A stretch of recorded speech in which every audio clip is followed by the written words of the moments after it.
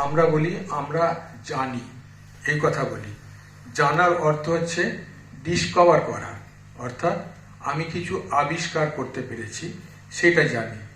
এই যে জানাটা, এই জানাটা হচ্ছে আমাদের মধ্যে যে ইচ্ছা শক্তি আছে, সেই ইচ্ছা শক্তির প্রকাশের তারতম্য এখানে বোঝায়। যেমন একটা আয়নার মধ্যে যদি খুব পুরু ধুলো পড়ে থাকে, তাহলে সেই আয়নাটায় সম্পূর্ণ কিছু প্রতিবিম্ব দেখা যাবে না। কিন্তু যদি হালকা পড়ে থাকে, তাহলে কিন্তু আবছা আবছা প্রতিবিম্ব দেখা যাবে। ঠিক তেমনি আমরা যে শিক্ষক যারা শিক্ষা দেন ছাত্রছাত্রীদের মধ্যে যা কিছু শেখানো হোক না কেন, সেই সমগ্র শিক্ষার বস্তু তার মধ্যে রয়েছে, কিন্তু সেটা শুধুমাত্র একটা আবরণের মধ্যে থাকার ফলে তখন তারা বুঝতে পারে না। যখন সেই আবরণটা আস্তে আস্তে সরতে আরম্ভ করে, তখন কিন্তু ছাত্রছাত্রীরা বুঝতে পারে। এই আবরণটা সরিয়ে ফেলা, এটা হচ্ছে শিক্ষকদের কাজ, এবং ওই আবরণটাকে আস্তে আস্তে মুছে ফেলার দায়িত্বটা ছাত্রছাত্রীদের কাজ। এবং তারা যে ওইটা আনভেল করবে, সেখানে কিসের প্রয়োজন পড়ে? ইচ্ছা শক্তির প্রয়োজন পড়ে। এটা কিন্তু সবসময় মনে রাখবে যে ইচ্ছা শক্তি ছাড়া কিন্তু কোনো জিনিস পাবার নয়। এই জগতে যত মহাপুরুষ আছেন, যারা আমরা প্রাতঃস্মরণীয়, তারা প্রত্যেকেই কিন্তু ইচ্ছা শক্তির প্রবলতা থাকার ফলে তারা কিন্তু জগতে যেটা মনে করতেন সেটাই করতে পারতেন। সুতরাং এই ইচ্ছা শক্তির প্রয়োগটা আমাদের প্রত্যেকের করা উচিত।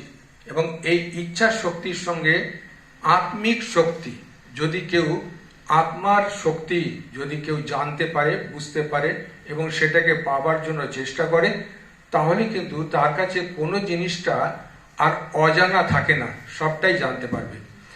এই আত্মিক শক্তি কি না, যে শক্তিটা আমাদের আগে থেকেই ছিল, যে শক্তির কোনো ক্ষয় নেই, যে শক্তির কোনো ব্যয় নেই, অথচ আমরা মনে করছি যে আমি কিছু জানি না, এই কথা মনে করছি।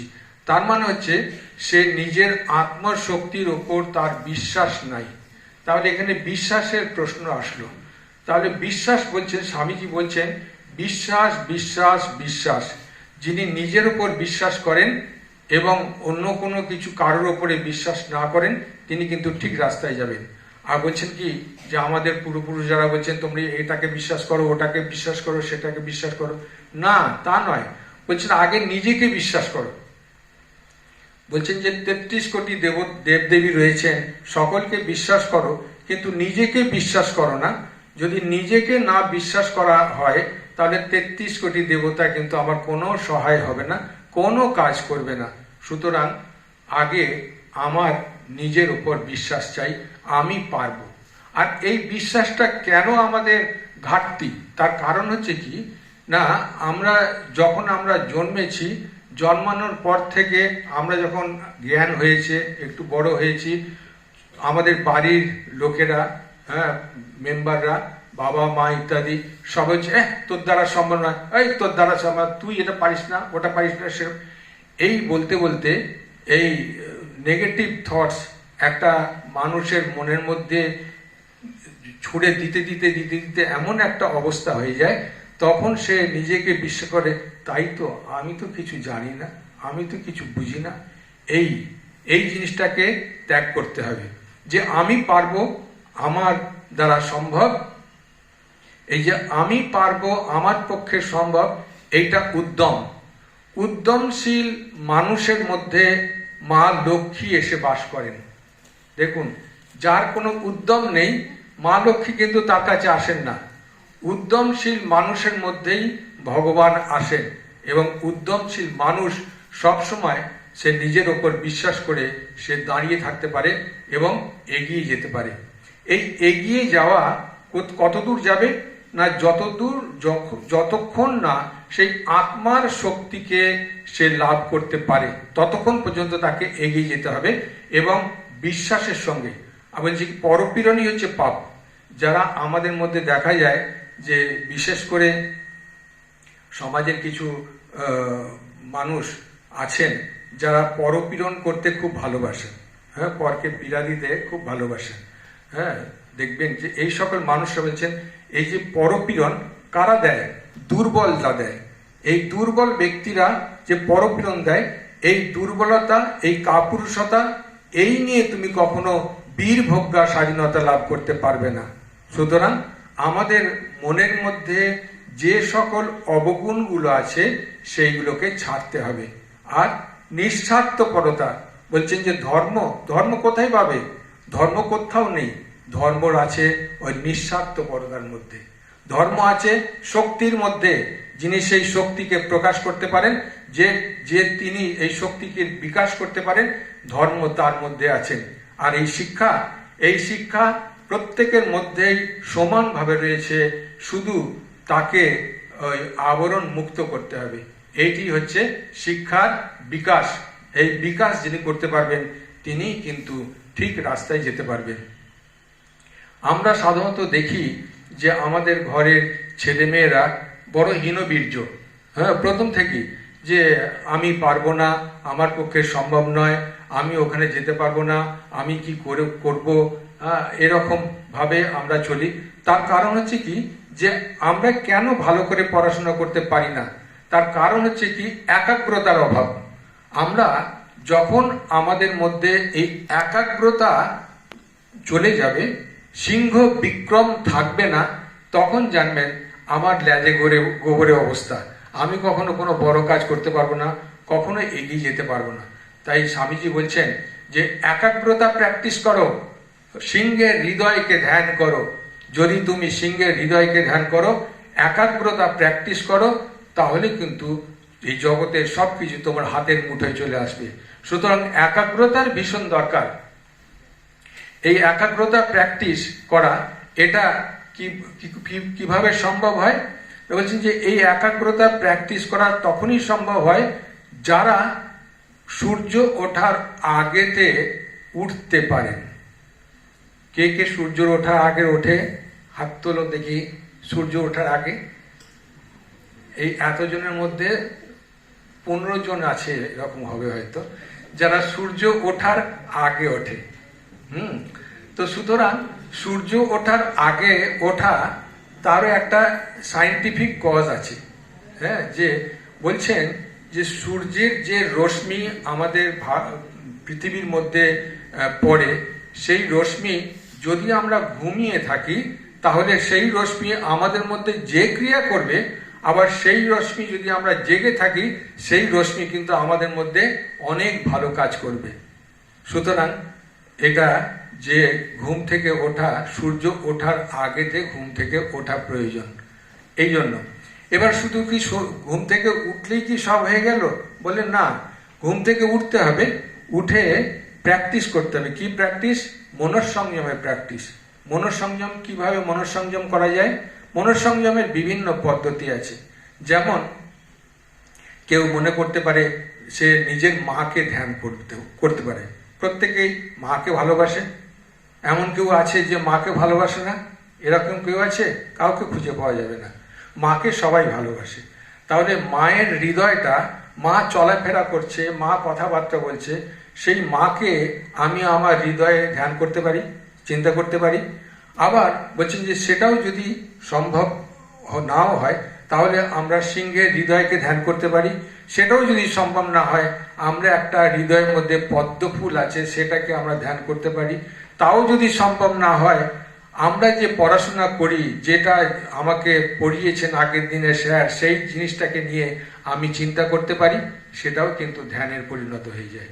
যদি আমি কখনো কোনো বিষয়ের ওপরে, যে বিষয়ের ওপরে আমি চিন্তা করব, সেই বিষয়ের ভাবনাটা, সেই বিষয়ের অজ্ঞানতা আমার কাছ থেকে চলে যাবে।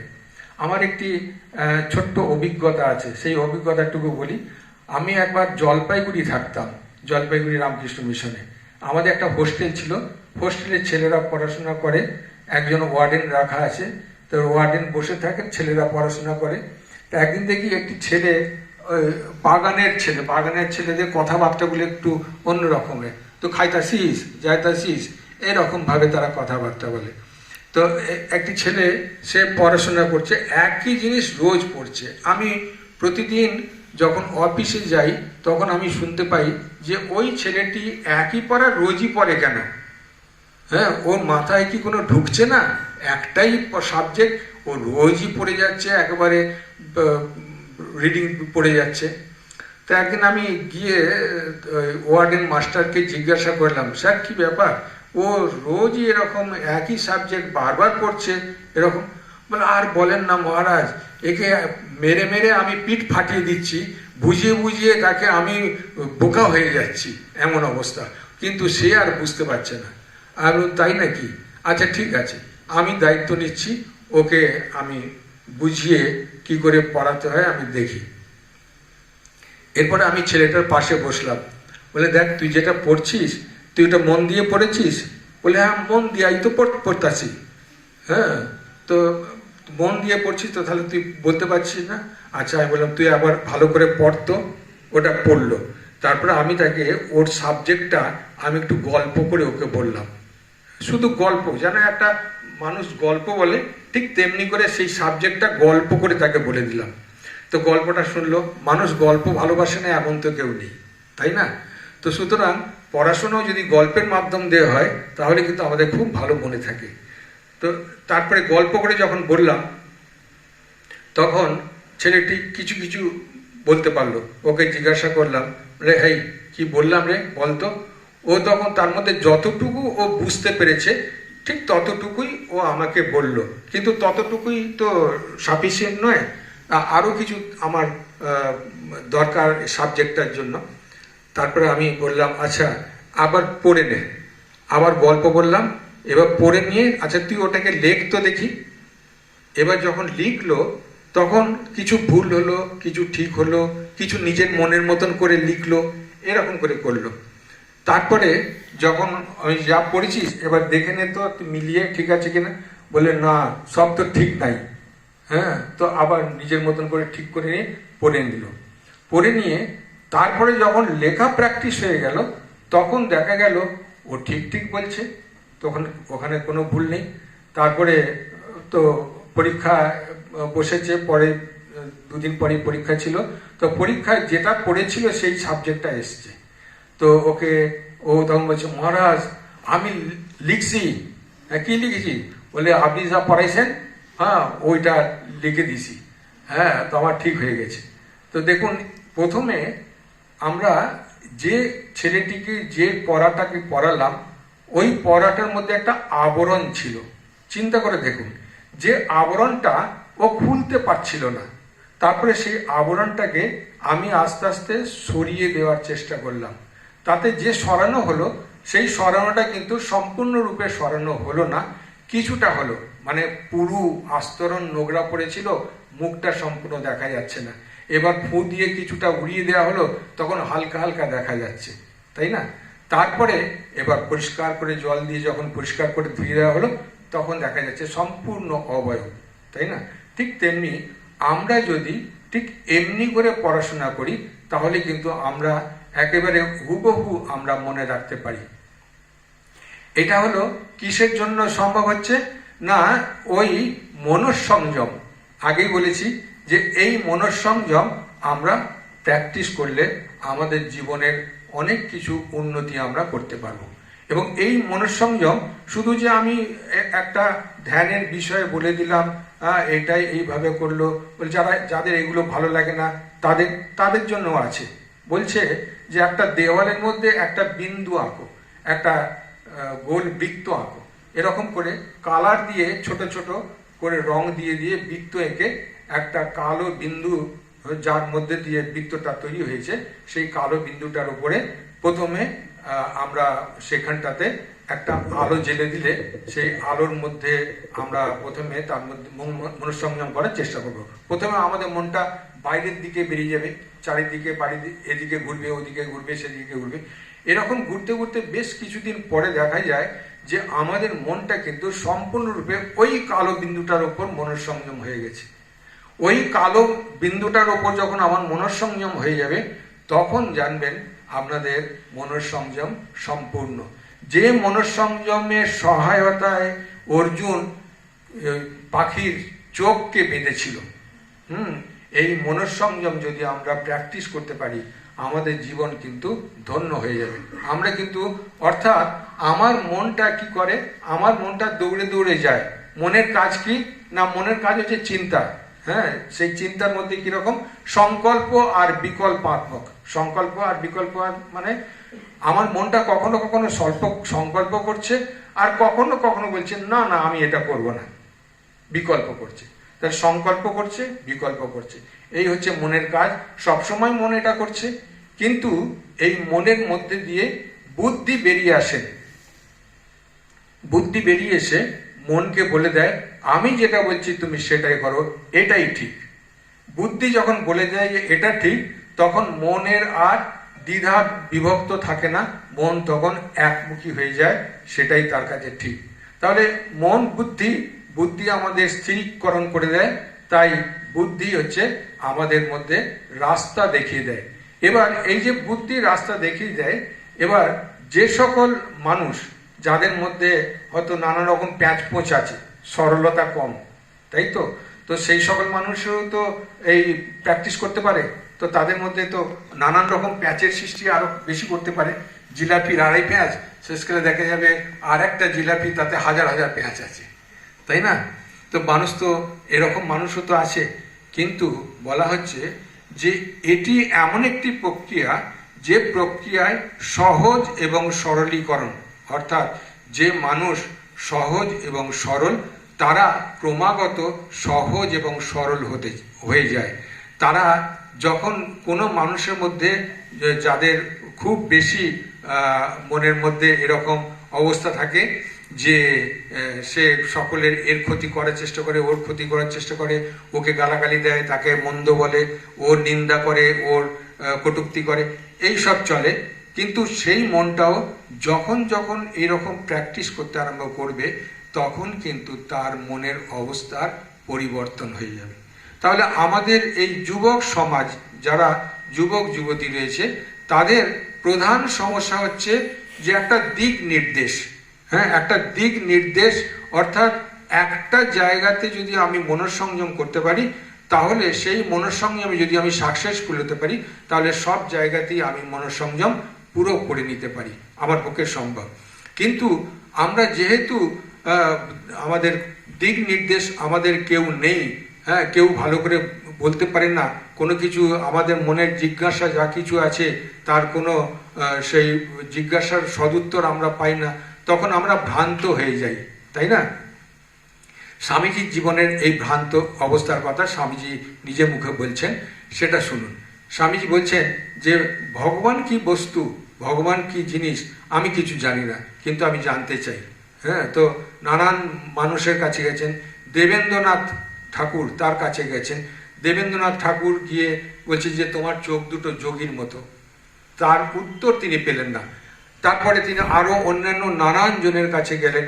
শেষকালে সুরেন্দ্রনাথ মিত্রি বললেন যে তুমি এত দৌড়াচ্ছ, চলো দক্ষিণেশ্বরে শ্রীরামকৃষ্ণ আছে, তার কাছে তুমি তোমার মনের কথা জিজ্ঞাসা করবে।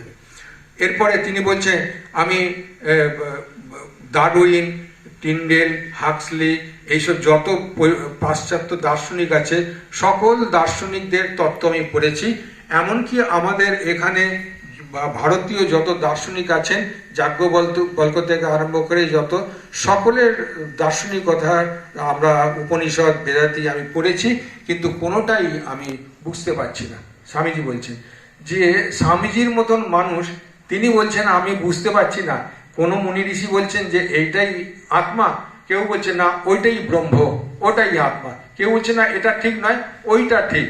হ্যাঁ, কেউ বলছেন যে আমি ওটা ঠিক কি বেঠিক বলছি না, তবে আমি যেটা দেখেছি এটা ঠিক।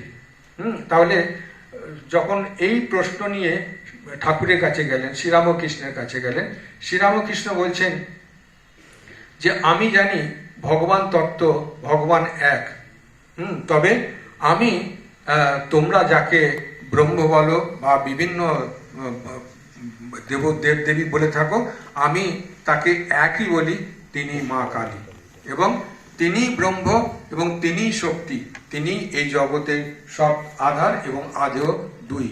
তাহলে তখন শ্রীরাম স্বামীজি বলছেন, নরেন্দ্রনাথ দত্ত তিনি বলছেন যে মুনি ঋষিরা বলছেন, এ বলছেন এরকম, ও বলছে ওরকম, সে বলছে সেরকম, তাহলে কোনটা ঠিক? বলে সবগুলোই ঠিক। কেননা সবগুলো ঠিক, কেননা ধরুন এই ঘরের মধ্যে আমরা সব রয়েছি, তাই তো? এক একজন ঘরের এক একটা পোস্টার দেখছে, ছবি একটা একটা দেখছে, তাহলে প্রত্যেকের ছবিটার সঙ্গে প্রত্যেকের ছবি কিন্তু মিল হচ্ছে না, তাই তো? প্রত্যেকেই ছবি দেখছে, এই ঘরটাই দেখছে, কিন্তু এই ঘরটার ভিন্ন ভিন্ন অংশ দেখছে, কিন্তু পূর্ণ ঘরটা দেখছে না, একটি একটি অংশ দেখছে। ঠিক তেমনি এই জগতের ঈশ্বর, এই জগতের ব্রহ্ম বলে যা বোঝায়, যিনি এক, তাকে বিভিন্ন জনে বিভিন্ন রকমভাবে তাকে আখ্যা দিয়েছেন, কিন্তু তাদের প্রত্যেকের আখ্যার মধ্যে কিন্তু মিল নাও থাকতে পারে, তথাপি সেটাই তিনি, অর্থাৎ ওইটাই হচ্ছে ভগবান। এটাই কি, এটা বলা হচ্ছে কি পার্সেন্টেজ। যেমন গঙ্গা সমুদ্রের ধারে গেছেন, কেউ সমুদ্রের ধারে গিয়ে সমুদ্রের ওখান থেকে জল তুলে দেখছে, কেউ অনেক দূরে দূরে রয়েছে, বিভিন্ন দূরে দূরে রয়েছে, ডিস্টেন্সে রয়েছে। এবার ধরুন যে যত দূরে আছে সে কিন্তু সাগরকে দেখছে, সাগরকে দেখছে এবং সাগরের হিল্লোল কল্লোল দেখছে বা তার শব্দ শুনতে পাচ্ছে, সব পাচ্ছে, কিন্তু যারা কাছে আছে তারা আরো বেশি করে উপলব্ধি করছে। ঠিক তেমনি এই আত্মা, এই ব্রহ্ম, তিনি তার কাছে যারা যেতে পারেন তারা কিন্তু অনেক বেশি করে দেখতে পারেন, কিন্তু বেশি করে দেখতে গেলেও সম্পূর্ণ কখনো পাওয়া যায় না।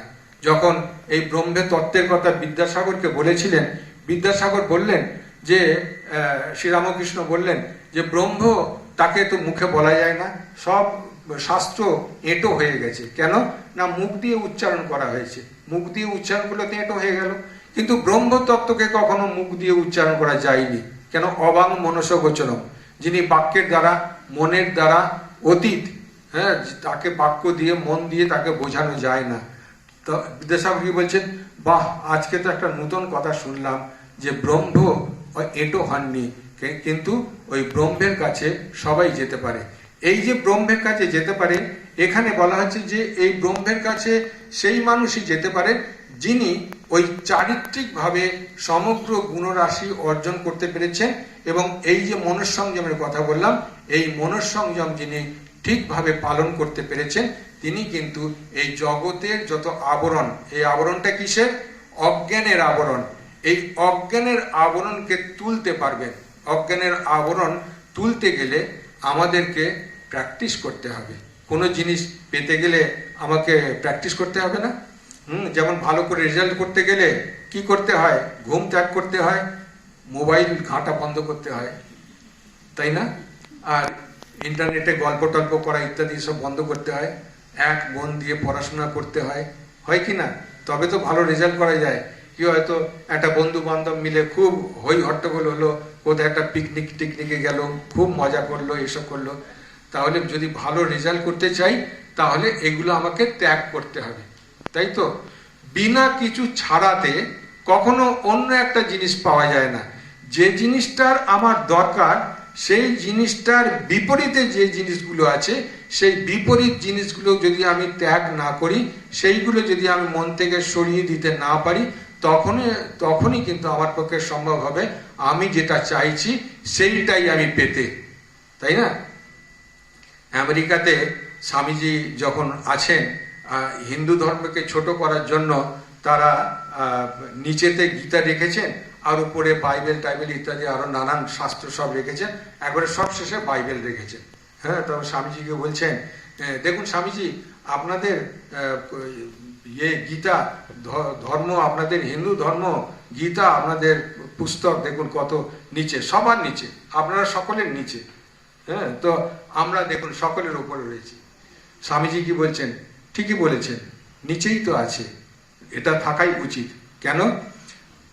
হিন্দু ধর্ম আছে বলেই এই পৃথিবীতে যত ধর্ম আছে সব ধর্ম টিকে আছে। এই ধর্ম না হলে, এই হিন্দু ধর্ম যদি না থাকতো তাহলে কিন্তু কোনো ধর্মই থাকতো না। কেননা এই ধর্ম হচ্ছে আধার এবং আধেয় দুই।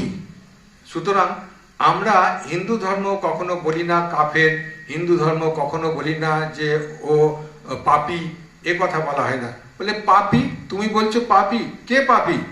হ্যাঁ, অপরকে পাপী বলাটাই তুমি পাপী। পাপী কেউ পাপী নয়। পাপী কখন মনে হয়? মনের যখন দুর্বলতা আসে তখনই আমি পাপী হয়ে যাই। যখন আমি খারাপ কাজ করি মনটা খারাপ লাগে না? কি খারাপ লাগে কি না? যখন হয়তো কোনো একটা খারাপ কাজ করলাম, যেটা করা অসামাজিক কাজ, এবং সেটা যখন করি তার পরে পরে আমাদের মনে কি আসে? অনুতাপ আসে, দুঃখ আসে, কষ্ট আসে, বলে এটা করা উচিত হয়নি, এটা না করাটাই উচিত ছিল। আর এই করাটাই, এই অনুশোচনা আসা, যদি অনুশোচনা আসে তবেই তার সেই পাপের প্রায়শ্চিত্ত হলো। আর যদি অনুশোচনা না আসে, মনে করো আমি করেছি, বেশ করেছি, আবার করব, তার মানে তারা ওই যে দুর্বলতা ভিতরে পুষে রেখে দিয়েছে, ভিতরে কিন্তু মনে মনে খচখচ করবে যে তুই অন্যায় করেছিস, পাপ করেছিস। হ্যাঁ, এই যে দুর্বলতা, এই যে অন্যায়, এই অন্যায় ভাবাটা যিনি ভাবেন তিনিই পাপী। সুতরাং পাপ কোথায়? হ্যাঁ, সব কিছুই কিন্তু আমাদের মনের স্তরের মধ্যে রয়েছে। আমি যদি মনে করি আমি আত্মা, সমগ্র শক্তি আমার মধ্যে রয়েছে, যদি আমি এই কথা মনে করি, তাহলে আমার কোথায় দুর্বলতা? কোথাও দুর্বলতা নেই। এই যেমন আত্মার শক্তির কথা আমি বললাম, যে ধরুন আপনারা সবাই এই শীতের সময় ঠান্ডা জলে স্নান করবেন, তাই না? অনেকেই আছে না ঠান্ডা জলে স্নান করেন। আমি তো পারি, আমি পেরে উঠি না, এখন গরম জলেই স্নান করি। তো ঠান্ডা জলে স্নান করার সময় খুব শীত লাগে, কাঁপুনি হয়, তাই তো? জামা কাপড় খুলতেও তো কষ্ট হয়। তারপরে যদি আমি মনে করি আমি তো আত্মা, আমার মধ্যে সমগ্র শক্তি রয়েছে, আত্মা শুদ্ধ, বুদ্ধ, মুক্ত, স্বভাববান, হ্যাঁ, আত্মার মধ্যে কোনো শীতোষ্ণ, সুখ দুঃখদা এসব কিচ্ছু নেই। শীত নেই, উষ্ণ নেই, দুঃখ নেই, কষ্ট নেই, জয় নেই, পরাজয় নেই। এই রকম মনে করুন, করে আপনি জল ঢালুন, দেখবেন আপনার ঠান্ডাটা লাগছে না, তাই না? তাহলে এই যে আত্মার শক্তি সেই সময়ের জন্য ক্রিয়া করেছে। যে সময়টায় আপনারা আত্মার কথা চিন্তা করলেন, করে ঠান্ডা জল গায়ে ঢালবেন বলে, ঠিক সেই সময়টায় আত্মার শক্তি আমাদের মধ্যে ক্রিয়া করবে। তাহলে এই আত্মার শক্তি যদি আমি সবসময় চিন্তা করতে থাকি, তাহলে দেখা যাবে যে আত্মার শক্তিতে বলিয়ান হয়ে আমি কিন্তু এই জগতে সব কিছু করতে পারি। স্বামীজি বলছেন, হে আমার যুবকগণ, তোমরা কি বকাবকি করছো? হ্যাঁ, কি এর কথা তার কথা নিয়ে, পাঁচ কথা নিয়ে পাঁচ রকম ভাবে চিন্তা করছো? তা না করে গরিব গুরুদের দুঃখের কষ্টের কথা তোমরা নিজেদের মনের হৃদয়ে ধারণ করো। হ্যাঁ, আর সেইগুলোকে, তাদের কি করে দুঃখ কষ্ট দূর হতে পারে তার জন্য চেষ্টা করো। তাহলে যদি এই করতে পারো, তাহলে তোমাদের মধ্যে সিংহ বিক্রম আসবে। তাহলে দেখুন যে আমরা সবসময় আমরা নিজেরা ক্ষুদ্র মনে করি না, আমরা সবসময় ছোট মনে করি। আমি কি পারবো? আমি পারবো না। আমার পক্ষে কি সম্ভব? আমার পক্ষে সম্ভব নয়। আমি যখন এই চিন্তাগুলো করি, সেই সময় যদি আমি এই চিন্তা করি, আহা বেচারা বড় কষ্ট পাচ্ছে, বাড়ির অমুক লোক, পাড়ার অমুক লোকটা খেতে পাচ্ছে না, কষ্ট হচ্ছে, ওর কথাটা মনে করুন, ওর দুঃখটা মনে করুন। যেই দেখবেন ওর দুঃখটার কথা মনে হবে, সঙ্গে সঙ্গে আমার যে দুঃখটা দূরে চলে যাবে। তাহলে আমার যে দুঃখটা দূরে চলে যাচ্ছে, তখন অপরের দুঃখটা আমার কাছে আসবে। বলছি যে তুমি নেতা হতে চাও, তাহলে পরের দুঃখকে আগে উপলব্ধি করার চেষ্টা করো। নেতা এমনি হওয়া যায় না। পরের দুঃখকে যিনি নিজের দুঃখ বলে মনে করেন এবং তার দুঃখকে নিবারণ করার চেষ্টা করেন, মন প্রাণ দিয়ে চেষ্টা করেন, তিনিই নেতা হতে পারেন। তাছাড়া আর কেউ নেতা হতে পারে না। বলছে নেতা কি করে নেতা হয়? নেতা হয় সেই যার মধ্যে ভালোবাসা আছে। যার মধ্যে ভালোবাসা নেই, শুধু রূঢ়তা আছে, শুধু কর্তব্যের কষাঘাত রয়েছে, তারা কখনো নেতা হতে পারে না। তারা কখনো নেতা হতে পারে না। তাই বলছেন নেতা কিরকম? বলে শিশুর মতন হও। হ্যাঁ, শিশু কিরকম? না, শিশুকে বাড়ির সবাই ভালোবাসে। ভালোবাসে কিনা? যে দাদুটার পায়েতে আর্থ্রাইটিস হয়েছে, সে চলতে পারে না, নাতি আবদার করছে, বলে দাদু তুমি ঘোড়া হও, আমি তোমার পিঠে চাপবো। হ্যাঁ, তখন দাদু কি করবে? ওই ব্যথার মধ্যেও সে কিন্তু আর ব্যথার কথা মনে থাকবে না, ওই নাতিকে পিঠের ওপরে নিয়ে সে খানিকটা ঘুরপাক খাবে। তাহলে কিসের কিসের জন্য সে এই কষ্টটা ভুলে গেল? না, নাতির প্রতি ভালোবাসাই ভুলে গেল। তাহলে নাতি সব ভালোবাসাটাকে কেড়ে নিয়েছে, তাই না? ঠিক তেমনি নেতা যিনি হবেন, তাকেও এই সমগ্র মানুষের ভালোবাসাকে কেড়ে নিতে পারবেন, তিনিই নেতা হতে পারেন। এছাড়া কেউ নেতা হতে পারে না। সুতরাং বকবকানি সার, হ্যাঁ, তারা কখনো নেতা হয় না। আর আমরাও গণ্ডমূর্খ, হ্যাঁ, নেতা যেদিকে যায় আমরা সেদিকে চাই। নেতা যা বলে যে জল নিচের থেকে ওপরে যায়, বলে হ্যাঁ তাই তো, জল তো নিচের থেকে ওপরেই যায়, আমরা তো জানি, আমাদের অমুক নেতা বলেছে। হ্যাঁ, এই দেশের হচ্ছে এই অবস্থা। সুতরাং নিজের বিবেক, নিজের বিচার, নিজের বুদ্ধি ঠিক রাখো, যে জায়গার মধ্যে যাকে ভর করে আমরা এগিয়ে যাব। মাটি যদি নরম থাকে, সেই নরম মাটির ওপরে কি চলা যেতে পারে? হাঁটা যেতে পারে? হাঁটা যায় না। মাটি নরম থাকলে আমরা টাল খাবো, তাই না? পড়ে যাব, আবার যেতে অসুবিধা হবে। এই যে মাটিটা শক্ত, মানে আমাদের সকলের আমাদের পায়ের নিচের মাটিটাকে শক্ত করতে হবে। কিসের দ্বারা শক্ত করতে হবে? চরিত্রের দ্বারা শক্ত করতে হবে।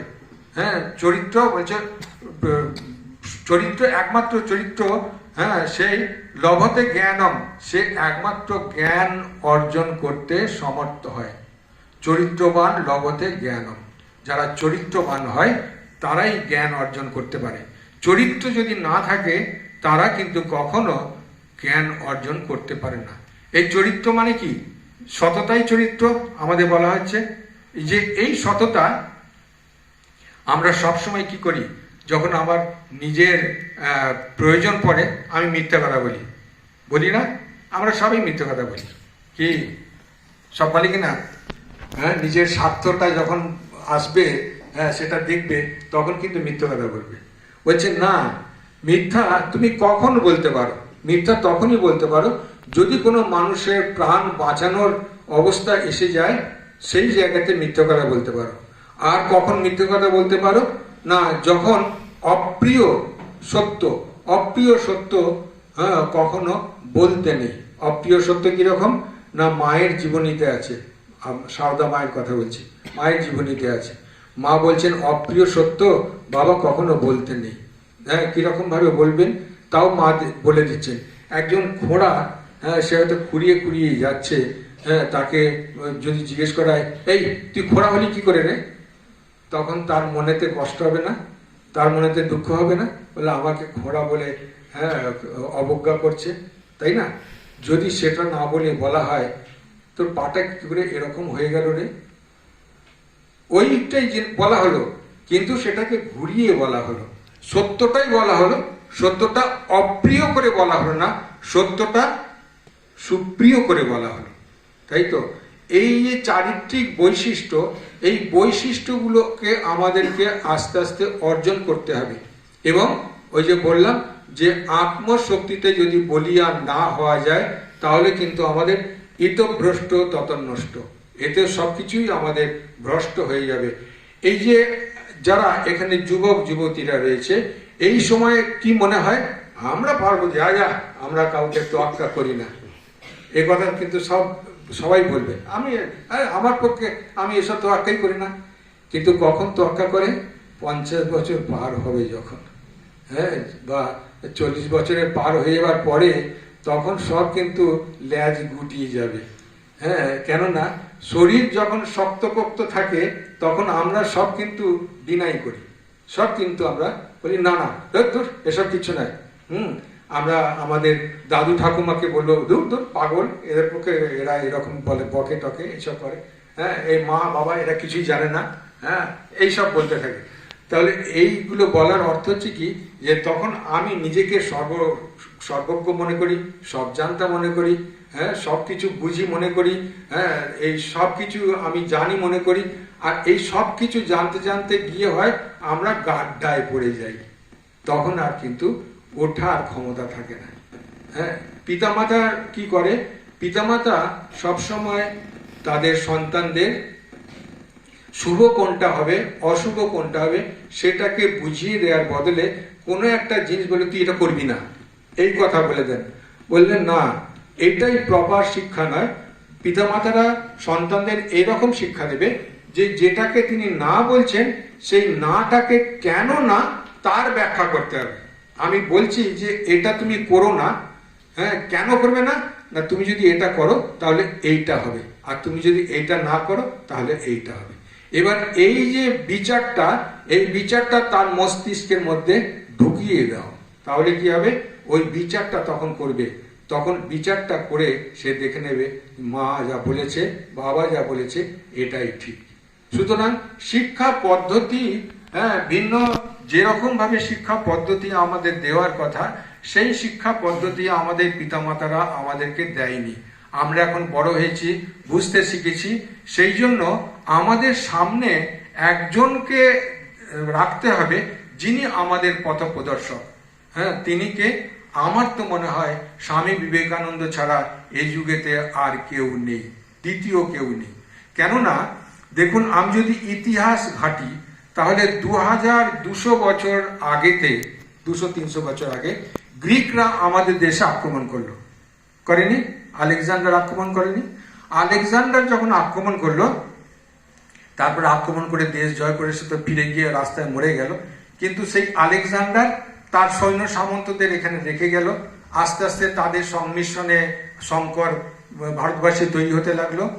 আর তারপরে পরে চাণক্য এসে তো সব ওদেরকে লোপাট করে দিল।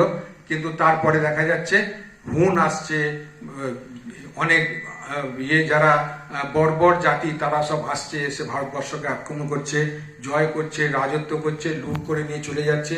ইতিহাস তো তাই বলছে, তাই না? তাহলে ইতিহাসের পাতায় যদি আমরা দেখি তাহলে সেই 2200 বছর থেকে আমরা কিন্তু পরাধীন। আমরা সেই তখন থেকে পরাধীন হয়ে আছি। এই পরাধীন হয়ে আছি বলে আমাদের যে আত্মশক্তি, এই শক্তি ক্ষয়প্রাপ্ত হয়েছে, এবং এই শক্তি যখন ক্ষয়প্রাপ্ত হয়েছে সেটা চরমে পৌঁছেছে যখন ব্রিটিশরা আমাদের দেশে রাজত্ব করেছে। ব্রিটিশরা 280 বছর আমাদের দেশে রাজত্ব করেছে, কিন্তু এই 280 বছরের মধ্যে ওই 1500-2000 বছর ধরে যা আমাদের নষ্ট হয়েছে তার থেকে এরা অধিক নষ্ট করে দিয়েছে। কি অধিক? না, আমাদের শিক্ষার মেরুদণ্ড। যে মেরুদণ্ড আমাকে সোজা হয়ে দাঁড়াতে দেবে সেই মেরুদণ্ডকে ব্রিটিশরা ভেঙে চুরমার করে দিয়েছে। আজকে ব্রিটিশ পদ্ধতিতে পড়া ছাড়া আমাদের কোনো উপায় নেই। কিন্তু এতদিন দেশ স্বাধীন হয়ে গেল, তবু আমরা ভারতীয়ভাবে আমরা শিক্ষা লাভ করতে পারছি না। তাহলে এই তাদের এই শিক্ষার ফলে যে আমাদের মেরুদণ্ড, হ্যাঁ, নিষ্ক্রিয় করে দিয়েছে, তার ফলে কি হয়ে গেছি না আমরা পরাধীন। এই পরানুবাদ, পরানুকরণ, পরমুখাপেক্ষা, এই দাসসুলভ জঘন্য দুর্বলতা, এই লইয়া তুমি বীরভোগ্যা স্বাধীনতা লাভ করিবে। স্বামীজির এই কথা আছে। যদি আমি নিজেকে স্বাধীন মনে করতে পারি, আমি নিজেকে যদি মনে করতে পারি যে না আমি ঠিক পথে আমি চলবো, হ্যাঁ, তাহলে ওই পরানুবাদ, পরানুকরণ, পরমুখাপেক্ষা এগুলোকে বর্জন করতে হবে। হ্যাঁ, আর স্বামীজি যখন এসেছিলেন এই ব্রিটিশ পিরিয়ডের প্রায় শেষ লগ্নে, হ্যাঁ, স্বামীজি কি করলেন যে সব ভারতবাসীর ভিতরের আত্মশক্তিকে জাগ্রত করলেন। তার আগে ভারতের মানুষ একেবারে মুচড়ে গিয়েছিল। হ্যাঁ, ব্রিটিশরা যা বলবে, এখানে জুতো খোলো, জুতো খুলবে, চাবুক মেরে দিল, বলে কিচ্ছু হয়নি। না প্রভু, কিচ্ছু হয়নি। হ্যাঁ, হয়তো বলে নীল চাষ করো, ধান চাষ করবে না, তো কি করব, পেটের দায় নীল চাষ করলো। মন্বন্তর লেগে গেল, লক্ষ লক্ষ মানুষ, কোটি কোটি মানুষ মরে গেল, তাদের হেলদোল নেই। কেন? আমরা পরাধীন, তাই না? আমাদের এই পরাধীনতার শৃঙ্খলে স্বামীজি কি করলেন? স্বামীজি এই বিরাট জাতিকে কষাঘাত করলেন। আর এই কষাঘাত করে আত্মশক্তিকে জাগ্রত করলেন। আজকে আমরা আমাদের যে প্রকাশ, এই প্রকাশ কিন্তু স্বামীজির দান। আজকে যদি স্বামীজি না আসতেন, এই আমরা মাথা তুলে দাঁড়াতে পারতাম না। হ্যাঁ, আমাদের মাথা তুলে দাঁড়াবার কোনো ক্ষমতা ছিল না। গান্ধীজির দ্বারা ভারতবর্ষকে কখনোই স্বাধীনতা আনা সম্ভব ছিল না। হ্যাঁ, ইতিহাস তাই বলে। সুতরাং যে রাজশক্তি, যে শক্তির প্রয়োজন, সেই শক্তি আমাদের মধ্যে আছে। এই শক্তি স্বামীজি যদি জাগ্রত না করতেন, তাহলে কিন্তু আজকে আমাদের এই বীরভোগ্যা স্বাধীনতা লাভ হতো না। তিনি এসেছিলেন বলেই আজকে আমরা স্বাধীনতা পেয়েছি, এবং এই স্বাধীনতাকে এগিয়ে নিয়ে যাওয়ার জন্য, তাকে পুনর্গঠন করার জন্য প্রত্যেক ভারতবাসীর দায়িত্ব আছে, এবং প্রত্যেক ভারতবাসী সেই দায়িত্ব তারা নিজের মস্তকে নিজের মতন করে মনে করবে। কেননা তিনি বলবেন, তুমি কোটিমাত্র বস্ত্রাবৃত হইয়া সদর্পে বলো, ডাকিয়া বলো, আমি ভারতবাসী। ভারতবাসী আমার, ভারতবাসী আমার রক্ত, ভারতের দেবদেবী আমার ঈশ্বর, বড় মুচি অজ্ঞ সকল ভারতবাসী আমার রক্ত, আমার ভাই। তাহলে স্বামীজি যে জিনিসটা আমাদের মধ্যে দিয়ে গেছেন, আজকে যদি সেই জিনিসটা ওই বাংলার বা তথা ভারতবর্ষের মানুষের, যুবক মানুষের মধ্যে যদি এটা ক্রিয়া না করত, তাহলে আজকে ভারত স্বাধীন হতো কিনা সন্দেহ ছিল, তাই না? যত ফাঁসির গলায়, ফাঁসির মঞ্চেতে দড়ি, ফাঁসির দড়ি গলায় নিয়েছে যারা, তাদের হাতে কি পাওয়া যেত? একটি গীতা পাওয়া যেত, আর স্বামীজির বক্তৃতাবলী পাওয়া যেত। তাহলে দেখুন যে সেই বক্তৃতাবলী, সেই স্বামীজি গীতা, এর মধ্যে লুকিয়ে রয়েছে সমগ্র ধর্ম, সমগ্র ভারতবর্ষ, কন্ডেন্স ইন্ডিয়া। হ্যাঁ, কে রবীন্দ্রনাথকে জিজ্ঞাসা করা হয়েছিল যে কেউ কেউ যে আমরা ভারতবর্ষকে জানতে চাই।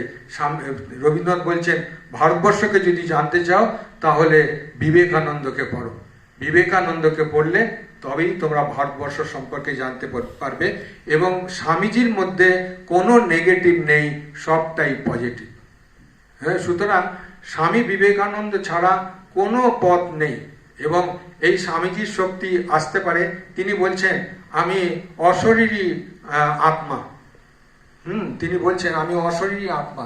অশরীরী কেন না, তিনি বলছেন, আমার উপদেশ যারা পড়বে, আমার বাণী যারা পড়বে, তারা আমার শক্তিতে শক্তিমান হবে। আমাদের সব বড় বড় মহাশয় সব বলে থাকেন, সেটা আমি এখানে বলি। বলছেন কিছুই নয়, 10 মিনিট, এই 24 ঘন্টার মধ্যে মাত্র 10 মিনিট স্বামীজির কোনো বই নিয়ে পড়ুন।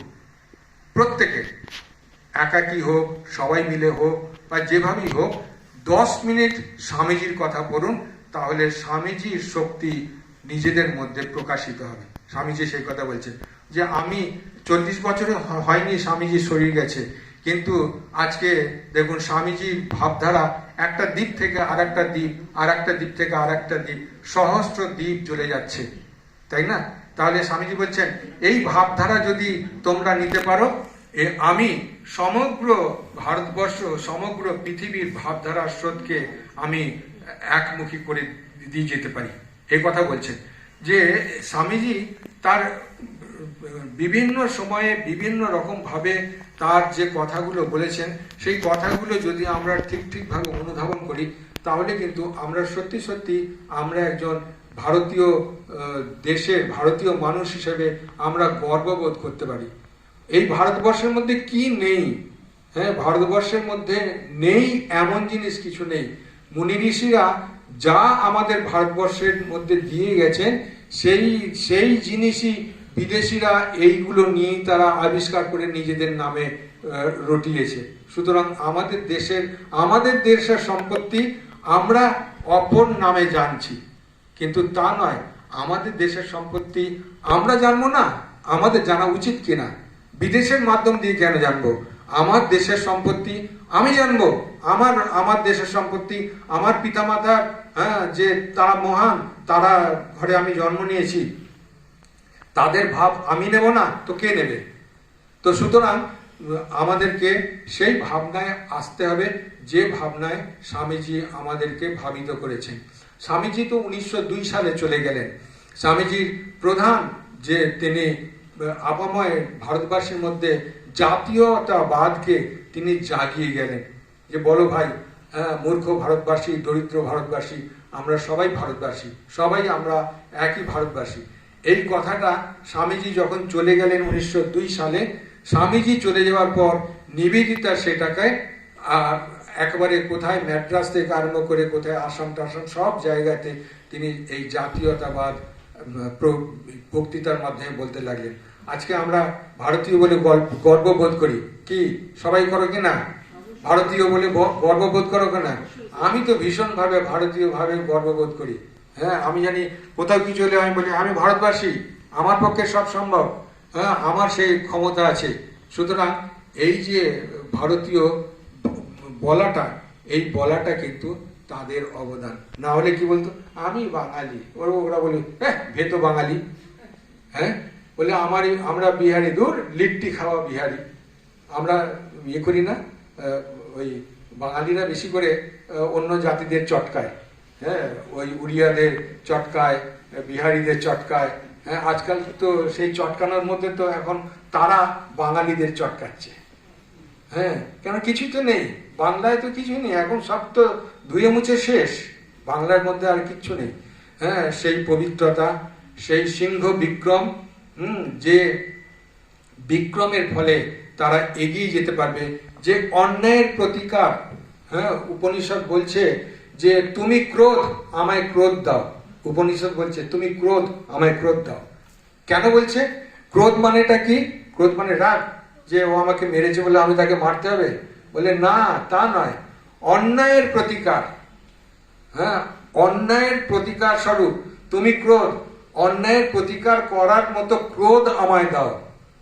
আমরা কি বলি, যদি অন্যায়ের প্রতিকার করতে, ও কি করবো, ওরা করে ফেলেছে, তাই না? সেটা ঠিক নয়। অন্যায় যে করবে আর অন্যায় যে সইবে, এরা দুজনেই কিন্তু সমান পাপে পাবি। সুতরাং অন্যায় তাই বলছে যে তুমি ক্রোধ আমায় ক্রোধ দাও, তুমি ওজো আমায় ওজো দাও। ওজো মানে শক্তি, তেজ, বীর্য, ধারণ ক্ষমতা, আমি পারবো, আমার পক্ষে সম্ভব, এই তেজ। হ্যাঁ আর সামনে এগিয়ে যাওয়া। হ্যাঁ সিংহ যেমন পিছনে তাকায় না, সামনের দিকে এগিয়ে যায়, ঠিক তেমনি আমরা সিংহের বাচ্চা, আমরা এগিয়ে যাব সামনের দিকে। হ্যাঁ আমরা সকল পদদলিত করে, অন্যায়, হ্যাঁ আবদার ইত্যাদি সব পদদলিত করে এগিয়ে যাব। বলে স্বামীজি বলছেন যে কে মরবে পিছনে তাকিও না। হ্যাঁ যে সেই তার পতাকা আরেকজন বহন করে এগিয়ে নিয়ে যাবে, যেটা পরবর্তীকালে স্বাধীনতা সংগ্রামের সময় মাতঙ্গিনী হাজরা দেখিয়েছিলেন। কি আপনাদের মনে আছে মাতঙ্গিনী হাজরা? হ্যাঁ যাকে গুলি করে মারা হয়েছিল, হ্যাঁ সামনে পড়ে কিছু পতাকাকে কখনো মাটিতে লুটতে দেয়নি, আরেকজনকে দিয়ে দিয়েছে, যাও তুমি ধরো। হ্যাঁ তা এরকম বিজয় পতাকা, আমরা পারবো, আমাদের সেই ক্ষমতা আছে। এই আত্মশক্তিতে শক্তিমান হন, এই আত্মশক্তিতে বলিয়ান হয়ে আমরা সামনের পথে এগিয়ে যাই। স্বামীজির কাছে প্রার্থনা যাতে আজকের এই স্বামীজির জন্মদিন উপলক্ষে আপনারা যারা এসেছেন সকলের মধ্যে সেই শক্তি সঞ্চারিত হোক, যাতে তারা স্বামীজির ভাবনায় ভাবিত হয়ে নিজেকে অন্ততপক্ষে ভারতবাসী বলে দাবি করতে পারে, আর অন্যায়ের আবদার ইত্যাদি না মেনে সামনের দিকে এগিয়ে যেতে পারে, ভালো করে পড়াশোনা করে এগিয়ে যেতে পারে। হ্যাঁ চাকরির তো অবস্থা সবাই তো জানে, এ তো নতুন করে বলার নেই। সুতরাং নিজের পায়ে এখন দাঁড়াতে হবে, হ্যাঁ দাঁড়িয়ে এগিয়ে যেতে হবে, তাহলে কিন্তু সামনে সব ঠিক আসবে। যদি কেউ একাগ্রতা সহকারে এগিয়ে যেতে পারে, তাহলে কিন্তু তার মধ্যে সমগ্র শক্তির প্রকাশ হতে পারে। জয় স্বামীজি, জয় শ্রী রামকৃষ্ণ, জয় মা।